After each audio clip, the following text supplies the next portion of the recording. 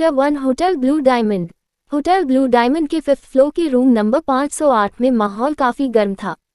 एक आदमी सोफे पर किसी राजा की तरह अपने पैर पर पैर रख कर बैठा था। उसकी गुस्से से भरी लाल आंखों को देखकर रूम में मौजूद सभी लोगों को अपने शरीर में डर के कारण कपकपी सी महसूस हो रही थी।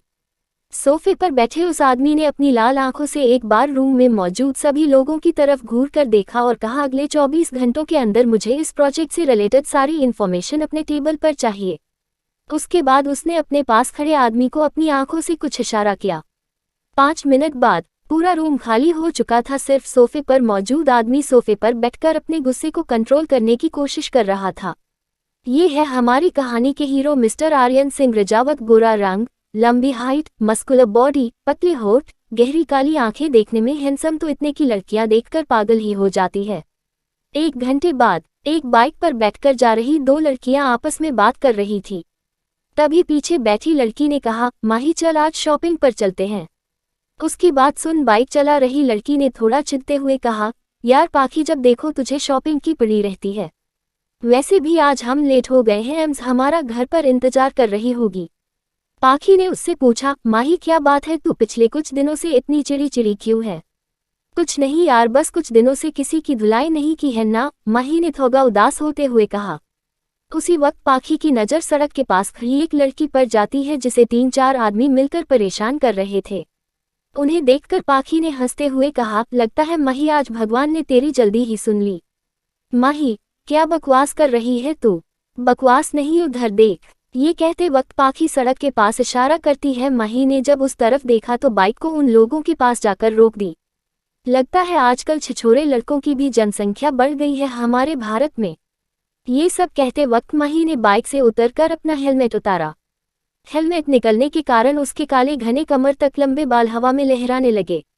ये है हमारी कहानी की हीरोइन माही कपूर। हल्की नीली झील सी आंखें, दूध जैसा गोरा बदन, गुलाब की पंखुड़ियों की तरह मुलायम होठ, खूबसूरत इतनी कि कोई देखे तो उसमें खो ही जाए। माही की बात सुन उनमें से एक मोटे पेट वाले आदमी ने कहा, ए लड़की जा यहाँ से वरना अच्छा नहीं होगा तेरे लिए।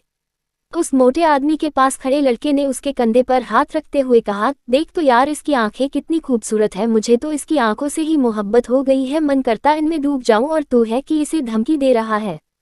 ये सुन वह चारों लड़के जोर जोर से हंसने लगते हैं। उन सबको हंसता देख पाखी ने भी उनके मजाक उड़ाने के लहजे में कहा, अरे भैया, अगर डूब के मरने का इतना ही शौक है तो किसी नाले में जाकर मरो। ये कहने के बाद पाखी हंसने लगी। Tears of joy, tears of joy, tears of joy, tears of joy। पाखी को खुद पर हंसता देख उन सभी लड़कों को गुस्सा आ जाता है। वह पाखी की तरफ उसे पकड़ने के लिए आगे बढ़ते ही है कि उन्हें एक मीठी सी आवाज आती है, आपको मोहब्बत हो गई है मेरी इन आंखों से, पर मुझे तो आज तक किसी ने नहीं कहा कि मेरी आंखें इतनी ज्यादा सुंदर है। माही ने यह बात बड़ी ही मासूमियत से कही थी। माही की बात सुन उनमें से एक लड़का जिसका नाम मुन्ना था, उसने कहा, मैडम फिर वह लोग जरूर पागल होंगे जिन्होंने आपकी खूबसूरती की तारीफ नहीं की। आपको देखकर तो मन करता है कि अभी के अभी आपको अपना बना लूं। ये कहने के बाद मुन्ना जैसे ही माही के चेहरे पर अपना हाथ रखने वाला था कि एक झटके से माही ने उसके हाथ को पकड़कर उसे उसकी पीठ से लगा दिया और कहा, अबे सड़े हुए टमाटर जैसी शक्ल के इंसान, तुझे बहुत शौक है ना लड़कियों को अपना बनाने का, तो चल आज तेरा ये शौक भी पूरा कर देती हूँ। ये कहने के बाद माही ने उसकी कमर पर एक जोर की किक मारी जिससे वह सीधा मुंह के बल रोड पर गिर गया। फिर बाकी लड़कों की तरफ देखते हुए माही ने कहा, तुम लोगों को पता है मेरे इन हाथों में बहुत दिनों से खुजली हो रही थी, पर सिर्फ आज तुम लोगों के कारण ही मैं अपने हाथों की खुजली को खत्म कर पाऊंगी। मैं तुम लोगों को थैंक यू बोलने हॉस्पिटल में जरूर आऊंगी। माही की बात सुन वह तीनों लड़के माही की तरफ कंफ्यूजन में देखने लगे। तब पाखी ने उन सबको देखकर कहा, आप लोग ज्यादा कंफ्यूज ना हो, मैं हूं ना आपको बताने के लिए वो क्या है ना। अगले 20 मिनट के बाद आप लोग हॉस्पिटल में मिलेंगे और कम से कम 1 हफ्ते तक तो आपको हॉस्पिटल में एडमिट होना ही पड़ेगा। ये सुन तीनों लड़के गुस्से से माही की तरफ एक साथ बढ़ने लगते हैं। 5 मिनट बाद चारों लड़के जमीन पर दर्द से चिल्ला रहे थे और माही उनके सामने अपने हाथों को झाड़ रही थी। माही ने एक नज़र उन सब की तरफ देखा, बाद में उसने उस लड़की के पास जाकर पूछा, तुम ठीक तो हो ना? उस लड़की ने हाँ में अपनी गर्दन हिला दी और कहा, मैं ठीक हूँ, थैंक्स मेरी मदद करने के लिए दीदी। क्या मैं आपको दीदी बुला सकती हूँ?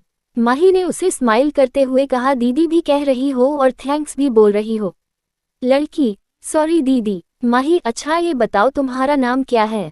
मेरा नाम नंदनी है। अरे नंदिनी, तुम्हें थैंक्स कहने की जरूरत नहीं है, वैसे भी हमारी माही को किसी लड़के की धुलाई करने में बहुत मजा आता है, तुम्हारी वजह से आज फिर से उसे परमसुख की प्राप्ति हुई है। पाखी की बात सुन माही उसके सिर पर चपत लगाती है और कहती है, बहुत हो गई तेरी नौटंकी, आज के लिए इतना काफी है, अब घर चल वरना हमें अम्स छोड़ेगी नहीं। बाद में माही ने नंदिनी के गाल पर हाथ रखकर कहा, अपना ध्यान रखना नंदू दी, हमें आपसे मिलकर बहुत खुशी हुई, उम्मीद करते हैं आपसे दोबारा मुलाकात होगी। ये कहकर नंदिनी ने माही को गले से लगा लिया। तभी वहां पर कुछ बॉडीगार्ड आकर खड़े हो जाते हैं। उनमें से एक ने नंदिनी से पूछा, मैम आप ठीक तो है ना? दोस्तों, ये है मेरी नई कहानी, उम्मीद करती हूँ आप सबको बहुत पसंद आएगी। कमेंट करके जरूर बताना आपको कैसी लगी। नेक्स्ट चैप्टर जल्दी ही अपलोड होगा। चटू का गुस्सा। तभी वहां पर कुछ बॉडीगार्ड आकर खड़े हो जाते हैं। उनमें से एक ने नंदिनी से पूछा, मैम आप ठीक तो है ना? इससे पहले नंदिनी कुछ जवाब देती कि तभी माही ने उन्हें देखकर कहा, आप लोग इतनी देर से कहाँ थे? अगर इनको कुछ भी हो जाता तो क्या आप लोग इस चीज की जिम्मेदारी लेते? आप लोगों को इनकी सुरक्षा के लिए रखा गया है। अगर आप ऐसे ही इनको अकेला छोड़कर जाते रहे तो आप लोगों की जरूरत ही क्या है?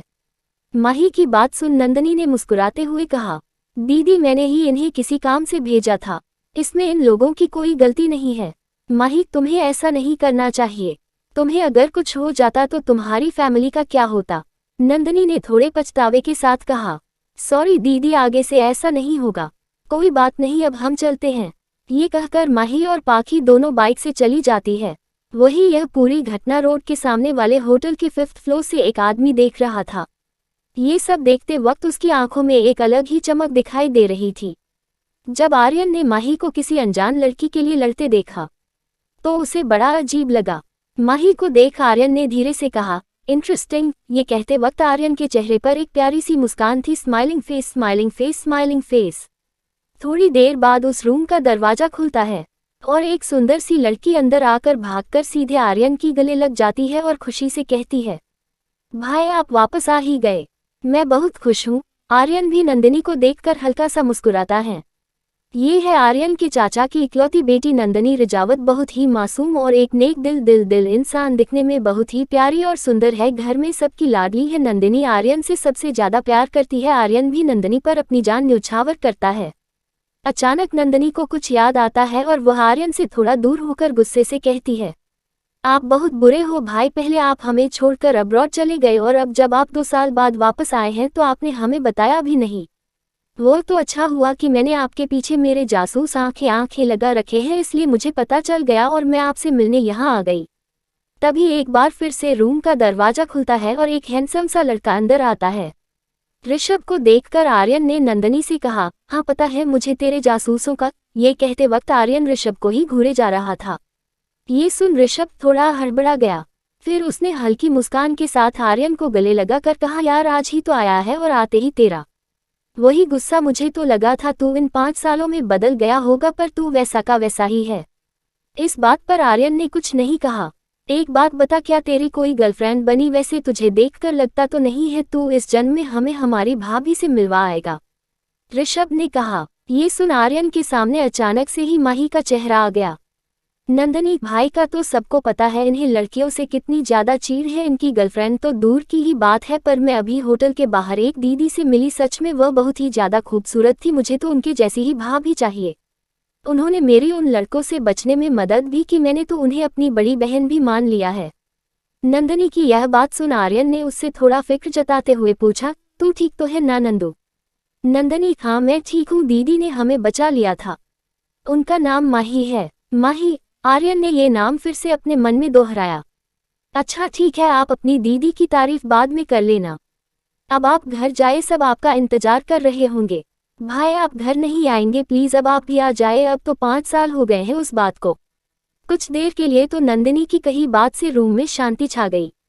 इस बीच आर्यन की आवाज आई, अभी तो मुझे कुछ जरूरी काम है, मैं कुछ दिनों के बाद घर आने के लिए देखता हूँ।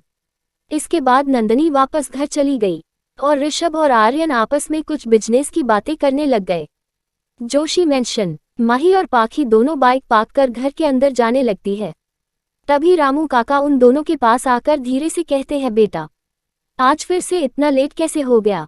अंदर मैम साहब गुस्से में बैठी है, आज तो भगवान ही मालिक है तुम दोनों का। मुझे तो नहीं लगता मैडम आज फिर से तुम्हारी चिकनी चुपड़ी बातों में आएगी माही बेटा, रामू काका ने घबरा कर कहा। माही ने थोड़ा परेशान होकर पूछा, काका क्या सच में एम्स इतने ज्यादा गुस्से में है?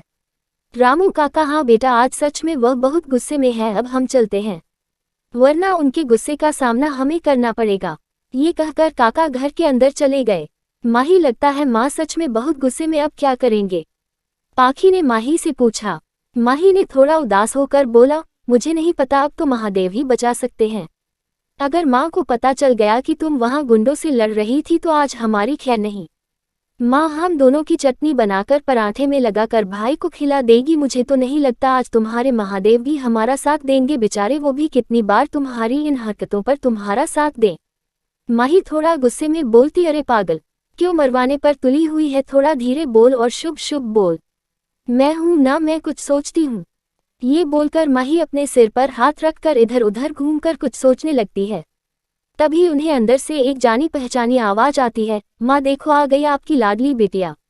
यह आवाज सुन दोनों भागकर घर के अंदर जाती है और भाई कहकर सामने खड़े शख्स को गले लगा लेती है। उन दोनों के एक साथ गले लगाने से अंश के पैर लड़खड़ाने लगते हैं, फिर भी वह खुद को संभाल लेता है। अंश ने उन दोनों के सिर पर हाथ फेरते हुए बोला, देखो माँ कैसे दोनों जंगली बिल्लियों के जैसे मुझ पर झपट्टा मार रही है। ये सुन दोनों अंश से अलग हो जाते हैं और खड़े होकर उसे गुस्से से घूरने लगती हैं। ये है अंश जोशी, पाखी का बड़ा भाई और जोशी ग्रुप ऑफ इंडस्ट्रीज का सीईओ। बाहर के लोगों के लिए सीरियस और खतरनाक, पर घर में इनका एक अलग ही रूप देखने को मिलता है। अंश थोड़ा पीछे हटते हुए, क्या हुआ, तुम दोनों मुझे ऐसे क्यों घूर रही हो? माही गुस्से में पाउटिंग, भाई आपने हमको बिल्ली कहा। नहीं नहीं, मैं मेरी दोनों प्यारी सी बहनों को बिल्ली कैसे कह सकता हूँ, मैंने तो तुम दोनों को जंगली बिल्ली राय कैटफेस कहा था। ये कहते हुए अशा हंसते के हुए हॉल में भागने लगता है। जब माही और पाखी ने अंश की पहली बात सुनी तो उनके चेहरे पर एक मुस्कुराहट आ गई, लेकिन जैसे ही अंश की बात पूरी हुई उन दोनों का चेहरा गुस्से की वजह से लाल हो गया और वह अंश के पीछे उसे मारने के लिए भागने लगी। तभी पूरे हॉल में एक आवाज गूंजती है जिसे सुन अश अचानक से अपनी जगह पर ही रुक जाता है।